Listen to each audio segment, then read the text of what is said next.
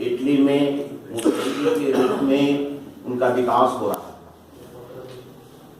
भारत में भी हम देख सकते हैं कि उसी ढंग की घटना जब ये नरेंद्र मोदी की सरकार आई तो नरेंद्र मोदी भी उसी ढंग से एक तानाशाही तेवर के साथ, एक कम्युनल एजेंडे के साथ वहां ज्यूज के खिलाफ में जर्मनी में बात चल रही थी।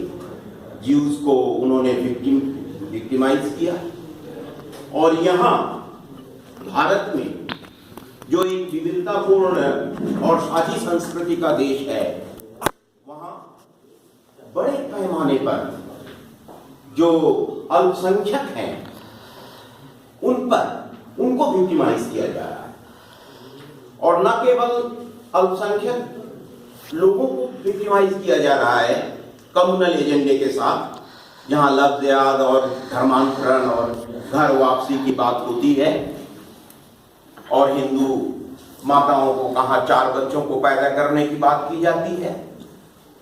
गॉडसे को फिर से मर्यादित किया जाता है। राष्ट्रपिता का हत्यारा गॉडसे, उसको मर्यादित करने का जो सारा प्रयास चल रहा है। नरेंद्र मोदी जब आए तो साथियों सबको, हम लोगों को याद है कि कैसे विकास के नारे के साथ, और एक खासियत तो उसमें जरूर है जो हिटलर ने लिखा, ऑरेशन, बहुत अच्छा वक्ता, लोगों तक अपनी बातों को पहुंचाने की ताकत, ये जरूर है।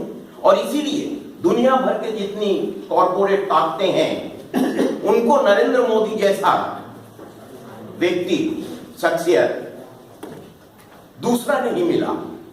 इसीलिए कांग्रेस की सत्ता को हटाकर नरेंद्र मोदी को स्थापित करने, और उसमें 2 चीजें उनके मकसद में, एक तो ये कि कॉरपोरेट घरानों को जो फायदा पहुंचाना है, भारत एक विशाल देश है, बहुत बड़ा बाजार है, संसाधन है, इनका पूरा फायदा उठाने के लिए, कॉरपोरेट को मजबूत करने के लिए देशी विदेशी जो मल्टीनेशनल कंपनीज हैं उनको फायदा पहुंचाना, और दूसरा मकसद है इस्लाम विरोध। ओबामा के साथ ये बात मिल जाती है, ओबामा भी सबसे बड़ा इस्लाम विरोधी है और नरेंद्र मोदी।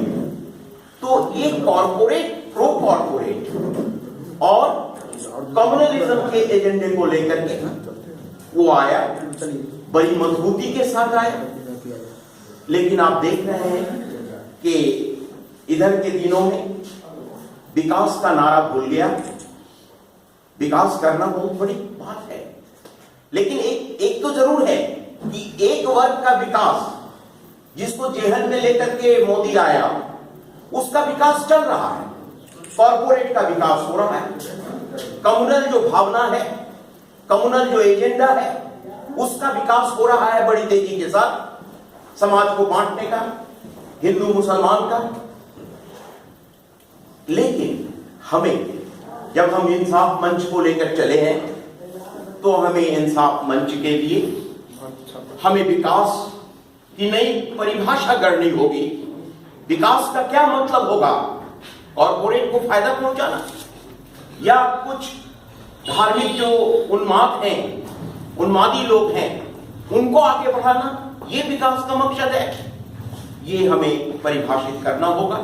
जो जनपक्षीय विकास, जो आम लोगों के विकास का मुद्दा है, उनको रोजगार चाहिए, उनको तालीम चाहिए, उनको आजादी चाहिए, ये जो मुद्दे जनता के मुद्दे हैं, उन मुद्दों के लिए और इंसाफ के लिए जो हर समुदाय की पहली मांग होती है कि उसके साथ इंसाफ हो, चाहे वो अभिव्यक्ति की बात हो, चाहे वो किसी भी देश के कोने में बसने की आजादी की बात हो, अपनी भावनाओं को, अपनी अभिव्यक्ति को स्पष्ट करने की आजादी हो, ये सारी आजादी के लिए और इंसाफ के लिए जो हम चले हैं, जहां केवल अकलियत नहीं है, बहुत सारे वक्ताओं ने इसको बहुत ही बढ़िया ढंग से हम लोगों के बीच रखा कि कैसे लोगों को ये गलतफहमी नहीं हो कि ये मुसलमानों के द्वारा कहीं से कोई उनके हित की बात हो रही है।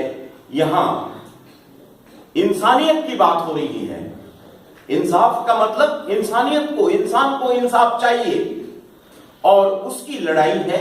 उसमें सारे तबके के लोग हैं, सारे समुदाय के लोग हैं।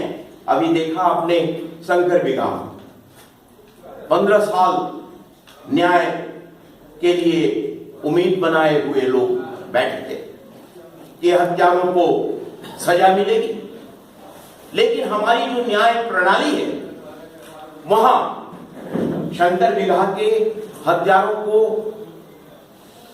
बरी कर दिया गया और वहां जो बचे हुए परिवार के लोग थे, दलित वर्ग के लोग थे, छोटे बच्चे जिनको मार दिया गया, उनको न्याय नहीं मिल सका। और यही कहानी पूरे देश भर में चल रही है। आप देख रहे हैं कि आपने देखा होगा कि पेरुमल मुरुगन जो एक शिक्षक और साहित्यिक, जिन्होंने लिखा था अपने इलाके की कहानी को। क्या कहानी थी? कहानी यही थी कि एक मंदिर है उस इलाके में और वहां जिस दंपति को बच्चा नहीं होता है वो वहां पर जाते हैं और वहां पर औरत को पुजारी के साथ, पुरोहित के साथ रात गुजारने के लिए कहा जाता है कि तुमको बच्चा मिलेगा और वो बच्चा जो पैदा होता है वो देव पुत्र कहलाता है। ये कहानी, और ये कहानी ही नहीं बल्कि सच्ची घटना है जिसको उन्होंने, मुरुगन ने अपने लेखन में जाहिर किया और उसकी सजा ये हुई कि सारे लोग उनके ऊपर काफी ज्यादा दबाव बनाने लगे, खास करके हिंदुत्व परिवार के जो लोग हैं उन लोगों ने, और इतना दबाव बनाया कि उनको कहा कि तुम अपनी किताब को वापस ले लो और ये बात नहीं जाए क्योंकि ये हिंदू धर्म को बदनाम करने की बात है। तो ये बात हो या पुणे में और औरंगाबाद में, जहां कहीं भी आजादी की बात होती है, धर्मांधता की बात होती है, अंधविश्वास को दूर करने की जो लड़ाई चल रही है पूरे समाज में, उनको जिस ढंग से उनका दमन होता है, ये फांसीवादी चेहरा है। देश कहां जा रहा है, ये बड़ा ही चिंता का विषय है।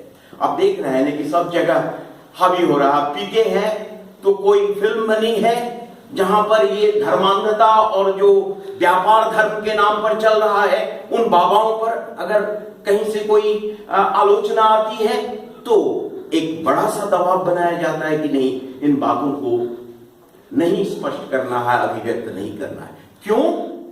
क्योंकि पूरी राज सत्ता इसी धर्मांधता पर, इसी धार्मिक उन्माद पर टिकी हुई है। और इसीलिए इंसाफ मंच के जो साथी हमारे बीच हैं, निश्चित रूप से वो एक बड़े मकसद को लेकर चले हैं इंसाफ के लिए।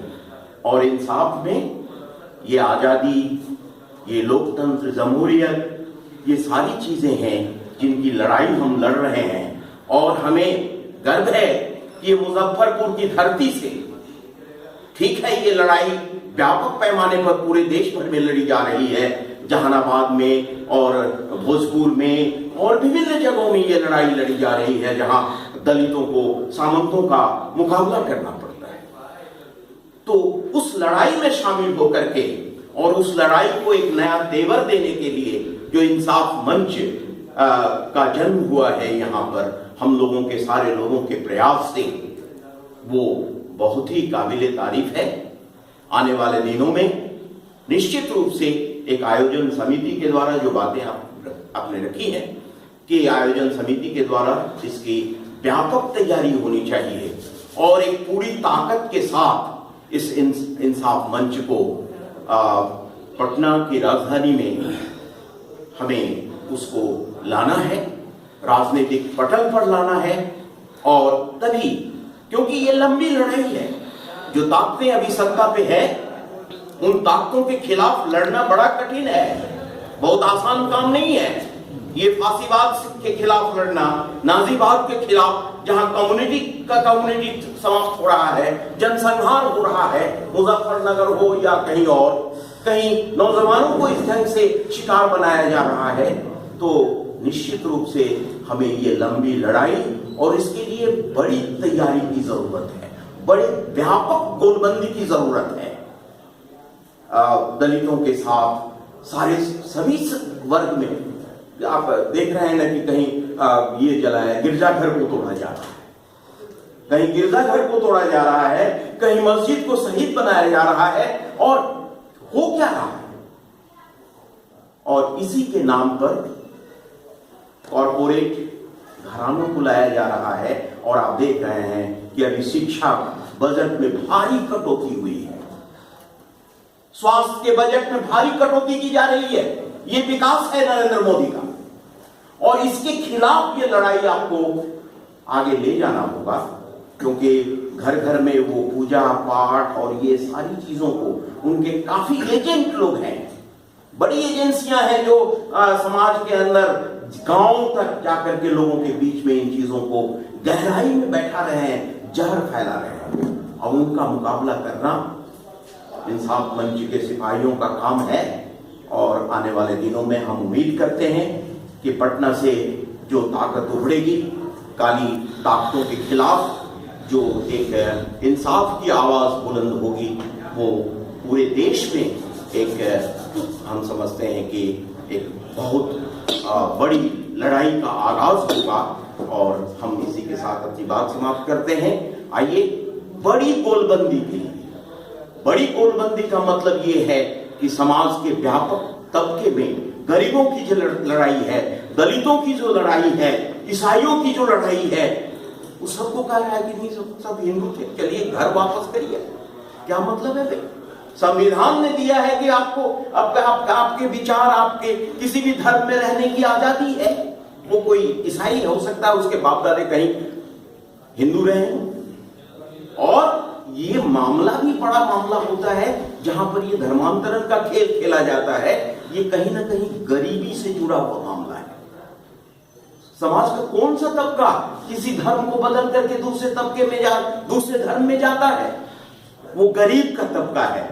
चाहे वो मुसलमानों का भी घर वापसी की बात होती है तो गरीब लोग हैं, जिनको राशन नहीं मिल रहा है, जिनको पानी नहीं है, जिनके बच्चों को शिक्षा नहीं है, या आदिवासियों के बीच में ये धर्मांतरण का है। इसीलिए ये लड़ाई, इंसाफ की लड़ाई, ये गरीबी के खिलाफ भी लड़ाई है, एक बड़ी लड़ाई है। और हम समझते हैं कि जब हम एक पूरी ताकत के साथ इसमें उतरेंगे तो निश्चित रूप से हम कामयाब होंगे।